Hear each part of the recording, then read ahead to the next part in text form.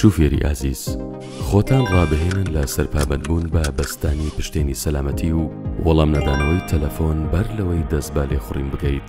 پشتێنی سەلامەتی ڕۆڵی گەورەی هەیە لە پاراستنت لە ئەگەری ڕووداوی هاتوچۆدا.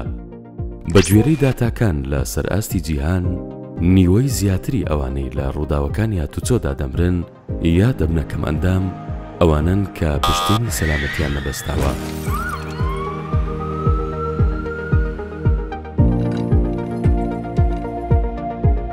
هەروەها بەکارهێنانی مۆبایل بۆ وەڵامدانەوە، نامەناردن یان سناپکردن و وێنەگرتن هۆکاری یەکەمی ڕووداوەکانی هاتوچۆیە لە سەرئاستی جیهاندا.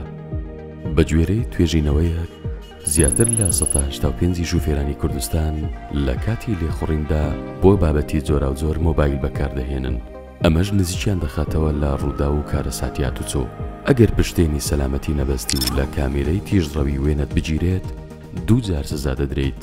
ئەگەر مۆبایل بەکاربهێنی و تیژڕەوی بکەیت و پشتێنەی سەلامەتی نەبەستی و لە کامێرەی تیژڕەوی وێنەت بگیرێ، 3 جار سزا دەدرێیت. بۆیە شوفێری بەڕێز، بۆ سەلامەتی خۆت و دووربوون لە سزای دارایی، پشتێنەی سەلامەتی ببەستە و لە کاتی لێخوڕیندا مۆبایل بەکارمەهێنە.